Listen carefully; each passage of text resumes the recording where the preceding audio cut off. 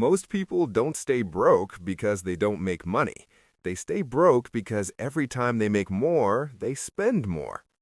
Meet Sarah.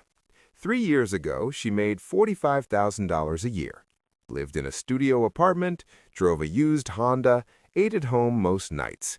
She felt broke, but she saved $400 a month. Then she got promoted, $65,000 a year, a $20,000 raise, life-changing money. First thing she did?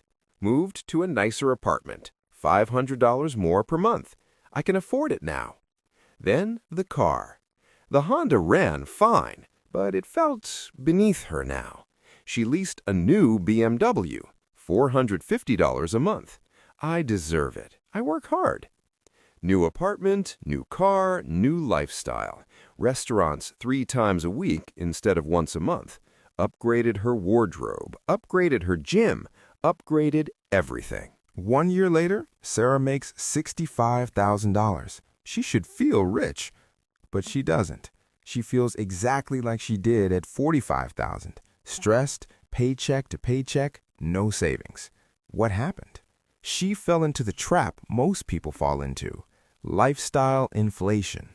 Every time you make more money, your brain wants to feel like you're winning, so you upgrade. Bigger apartment, nicer car, better restaurants, and suddenly your new income feels normal. Here's the part most people miss. When Sarah made $45,000, she saved $400 a month. That's roughly 10% of her income. When she got the $20,000 raise, she could have saved an extra $1,600 a month. She could have been putting away $2,000 a month total. In 5 years, that's $120,000 saved, plus interest if she invested it. That's a down payment on a house or financial freedom. Instead, she upgraded her life, and now she saves nothing. The trap is subtle.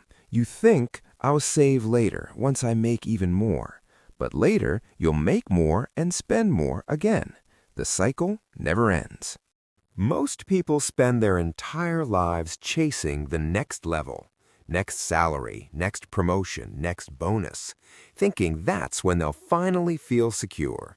But they never do, because they keep upgrading the lifestyle instead of upgrading the savings. Here's the rule that changes everything. When your income goes up, your lifestyle stays flat. If Sarah had kept her studio apartment, her used Honda, her old routine, and saved the entire $20,000 raise, she'd still live the exact same life. But her bank account would grow by $1,600 every single month. In 3 years, that's nearly $60,000 saved. That's freedom. That's options. That's the difference between feeling broke and feeling secure. But instead, she chose the BMW and the nicer apartment and the upgraded life that feels normal. The brutal truth about money is this: you can look rich or be rich, not both, not at first. Every upgrade you make to impress people is a downgrade to your future. The BMW doesn't make you wealthy, it makes the car company wealthy. The bigger apartment doesn't build your net worth, it builds your landlord's. Wealthy people understand something most people never learn. Comfort is expensive, and every dollar you spend on comfort today is a dollar that can't compound tomorrow. Compound interest is the most powerful force in finance, but it only works if you give it money to work with.